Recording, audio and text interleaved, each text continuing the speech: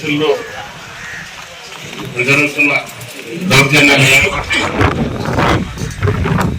చేస్తున్న అరాచక అర్థం చేస్తున్నాము.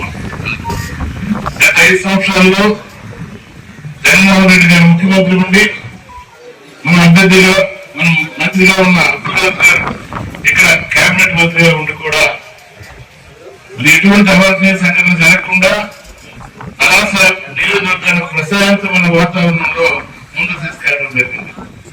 అలాగే రాష్ట్ర స్థాయిలో అధికారం ఎవరికి శాశ్వతం కాదు, అధికార మరణంతో విడవేయడం అనేది మంచి పని కాదు. ప్రజాస్వామ్యంలో అది చాలా హీనమైన చర్య. ఇటువంటి పరిస్థితుల్లో మన అప్పలాంటి నాయకత్వంలో ఈ నియోజకవర్గంలో మళ్ళీ ముందుకోవాలనే ఆలోచనతో మరి ఈరోజు దాని తగ్గ ఏర్పాట్ల కోసం దానికి తగ్గ అవగాహన కల్పించడం కోసం ఏర్పడుతున్న ఈ సభలో ఈ సభ ద్వారా ఎవరు ఆధారపడవలసిన పని లేదు. డాక్టర్ గారికి కూడా అదే చెప్పాను మొన్న నేను, మీరేం ఆధారపడకండి, మేము ఉన్నామని. కాబట్టి వెళ్ళిపోవడం ముఖ్యం కాదు. ఒకే ఉదాహరణ చెప్తా. అప్పయ్య గారు మా సోదరులు మొత్తం 61లో సమితి పోటీ చేసినట్టు ఓడిపోయారు, 66లో పోటీ చేసినట్టు ఓడిపోయారు, 77లో పోటీ చేసిన ఓడిపోయారు, 3 సార్లు ఓడిపోయారు. ప్రజల మధ్యలో ఉన్నాం.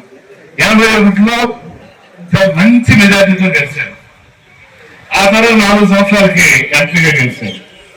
మళ్ళీ 89లో ఎంపీగా ఓడిపోయారు, 91లో ఎంపీగా ఓడిపోయారు. అయినా ప్రజలు మేము ఎప్పుడు దూరం కాలే, ప్రజల మధ్యనే ఉండి ప్రజా సమస్యల పరిష్కారం కోసమే కృషి చేస్తున్నారు. 94లో ఎమ్మెల్యే గెలిచారు, 99లో ఎమ్మెల్యేగా ఓడిపోయారు, 2004లో ఎమ్మెల్యే గెలిచారు. అంటే మా కుటుంబంలో గెలుపుల కంటే ఓటములో ఎక్కువ చూసాం. అయినా ప్రజల మధ్యనే ఉన్నాం, ప్రజల మధ్యనే ఉంటూ చేస్తున్నాం. నాకైతే వయసు రీత్యా 70 సంవత్సరాలు అయిపోయినాయి. మరి యువకుడు మరి అందరికీ అందుబాటులో ఉండే వ్యక్తి డాక్టర్ గారి నాయకత్వంలో మనందరం పనిచేద్దాం. నేనైతే మరి అప్పుడంతా మన ఎలక్షన్ లో మనం చూసుంటాను. మరి ఎంత నియోజకవర్గం మొత్తం తిరగడంలో ఆయనతో నేను కలిసి ఆయన వెనుకే నడుస్తూ చేశాను. ఓపిక తగ్గింది. అయినా గెలుపు ఓటమి పదంతో సంబంధం లేదు. ప్రజా సమస్యల పరిష్కారం కోసం ప్రజలతో ప్రజలు తీసుకునే పోరాటం చేస్తే మళ్ళీ రిపీట్ అవుతుంది. 2014లో టీడీపీ గవర్నమెంట్ ఉంటే 2019లో అఖండమైన మెజార్టీతో గెలిచాం. మళ్ళీ అదే సీఎం పునరావృతం కావాలంటే మన అందరం మనోధైర్యం చూడాలి, మన నాయకులు మనోధైర్యం ఇవ్వాలి. అప్పుడే మనం ప్రజాస్వామ్యంలో నిలబడి ప్రజల కోసం ప్రజల తరఫున పోరాటం కోసం మనం కృషి చేస్తే ప్రజలు గుర్తింపు ఇస్తారు.